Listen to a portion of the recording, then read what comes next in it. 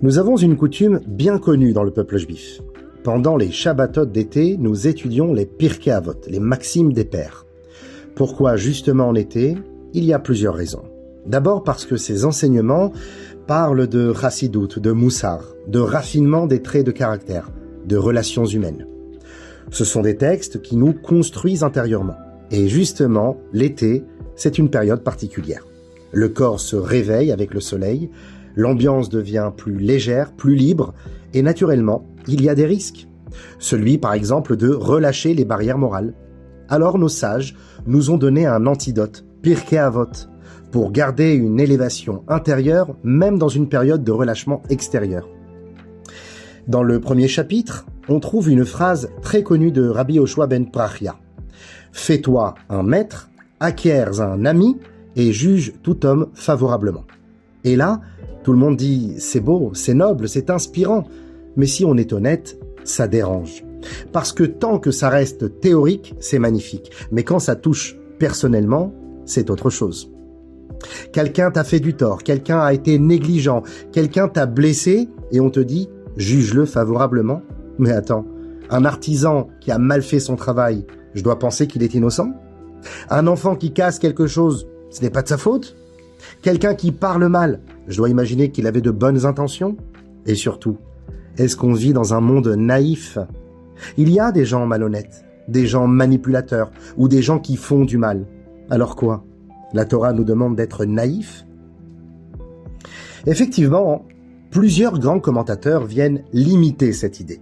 Ils disent « on ne parle pas de quelqu'un clairement mauvais. On parle d'une situation ambiguë. Si un acte peut être interprété de deux façons, une positive ou une négative, alors on t'invite à choisir la version positive. Ça, c'est quand c'est ambigu. Mais si quelqu'un a une réputation clairement mauvaise, on ne te demande pas d'être aveugle. Le Rambam est même très clair. Si quelqu'un est connu pour agir mal, tu n'es pas obligé de lui donner le bénéfice du doute. Une petite histoire. Pendant la Première Guerre mondiale, il y avait une famine terrible à Jérusalem. Les gens se battaient pour un morceau de pain. Un homme possédait une pièce d'or, une fortune pour l'époque. Une fortune qu'il gardait cachée pour survivre. Un jour, il rentre chez lui et découvre que son fils a pris la pièce et a acheté avec une simple sucrerie. Imagine la scène. Le père est en choc. Il court au magasin et exige la monnaie.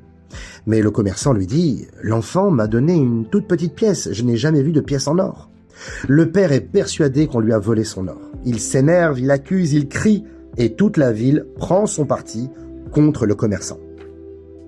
3 ans passent, la guerre se termine, et le père reçoit une lettre avec une pièce d'or. Dans la lettre, quelqu'un écrit « Pardonne-moi, ma famille mourait de faim, j'étais désespéré. Et j'ai vu ton fils dans la rue avec une pièce d'or. Je lui ai échangé contre une petite pièce et j'ai pris l'or. Grâce à cela, ma famille a survécu. Aujourd'hui, je te demande pardon et je te rends ce que je t'ai pris. » Et là, tout bascule. Ce que tout le monde pensait être un vol du commerçant était en réalité un acte de survie désespéré. Et soudain, toute la perception change. Les commentateurs disent « Effectivement, quand c'est plausible, juge favorablement. Quand c'est ambigu entre le négatif et le positif, choisis le positif. » Mais Rabbi Yoshua ben Prachia, lui, va beaucoup plus loin. Il dit « juge tout homme favorablement. » Même quand ça semble improbable. Même quand ça paraît tiré par les cheveux. Pourquoi? Le rabbi donne ici une lecture révolutionnaire. Il dit que cette Mishnah ne parle pas seulement de comment juger, elle parle de comment transformer une personne. Ce n'est pas une consigne intellectuelle, c'est une mission existentielle. Quand quelqu'un fait une erreur, nous avons tendance à dire « voilà ce qu'il est ». Mais la Torah te dit « non, voilà ce qu'il a fait ». Ce n'est pas la même chose. L'acte est petit, mais la personne est immense. L'erreur est un détail, mais l'âme est infinie. Donc, que signifie juger favorablement? Eh bien, ce n'est pas de dire « ce qu'il a fait est bien ». Non, c'est dire que ce qu'il a fait est une erreur, mais ce qu'il est est bien plus grand que cette erreur. Quand tu regardes quelqu'un comme étant mauvais, tu le bloques, tu l'enfermes. Mais quand tu regardes quelqu'un comme étant bon, eh bien, malgré sa chute, tu lui ouvres une porte. Tu lui dis, tu es plus grand que cela. Et ça peut changer une vie. Imagine un camp pendant la Shoah, une vraie histoire. La faim, le froid, le désespoir. Les prisonniers vivent avec une seule obsession, survivre jusqu'au lendemain. Chaque morceau de pain est une question de vie ou de mort. Un jour, un homme reçoit sa ration de pain quotidienne, il la cache soigneusement, c'est tout ce qu'il a. Le soir, il revient et découvre que son pain a disparu, volé, dans un camp.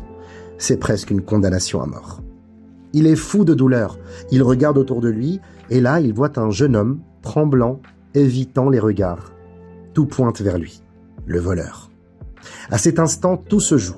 Il pourrait crier, accuser, dénoncer, le livrer aux autres, mais il fait quelque chose d'inimaginable. Il s'approche doucement du jeune homme et lui dit à voix basse « Tu avais besoin de ce pain, n'est-ce pas ?» Le jeune baisse les yeux, silence, et l'homme continue « Sache une chose, je te le donne de tout mon cœur. » Et le jeune éclate en sanglots. Ce n'est plus un vol, c'est un don. Des années plus tard, ce jeune homme survivra. Et il racontera que ce jour-là, je n'ai pas seulement reçu du pain, j'ai reçu une nouvelle identité. Je n'étais plus un voleur désespéré. J'étais quelqu'un à qui on avait fait confiance. La Torah dit, tu aimeras ton prochain comme toi-même. Mais comment? Eh bien, regarde comment tu te juges toi-même. Quand tu fais une erreur, tu te justifies. Tu trouves des excuses, tu expliques le contexte. Alors fais pareil pour l'autre. Exemple concret. Tu rentres chez toi, fatigué, affamé, il n'y a rien à manger. Et tu t'énerves contre ta femme. Puis quelques minutes passent et tu te dis « Ah, elle était fatiguée quand même. Elle a eu une journée difficile, elle a fait tellement pour nous. » Et puis ensuite, tu changes d'avis. Et à la fin, tu te pardonnes. Tu acceptes que ta colère, finalement, était partiellement légitime. Eh bien, fais pareil pour l'autre. Quand tu te dis à quelqu'un « Je sais que tu peux faire mieux », eh bien, tu réveilles en lui quelque chose. Le pouvoir des mots. Un homme est venu voir le Rabbi Lubavitch, un homme brisé, et il lui dit « Rabbi, mon fils s'est complètement éloigné. Il ne respecte plus rien. Il fait tout le contraire de ce qu'on lui a appris. Je ne le reconnais plus. » Le Rabbi écoute, puis il demande « Dis-moi, ton fils, est-il généreux ?»« Oui, Rabbi, mais ce n'est pas pour ça que je suis venu vous voir. »« Est-il sensible aux autres ?»« Oui, il est sensible, mais ce n'est pas le propos. » Alors le Rabbi lui dit « Mais alors pourquoi regardes-tu uniquement ce qu'il fait mal et non pas ce qu'il est profondément ?» Puis il ajoute « Si tu changes ton regard sur lui, tu changeras sa réalité. » Quelques mois plus tard, le fils change parce que quelqu'un croit en lui. Alors pour conclure, chers amis, juger favorablement, ce n'est pas être naïf, c'est être profond. C'est voir la lumière derrière l'ombre, l'âme derrière la faute, le potentiel derrière la chute. Et peut-être que ce regard va changer toute une vie.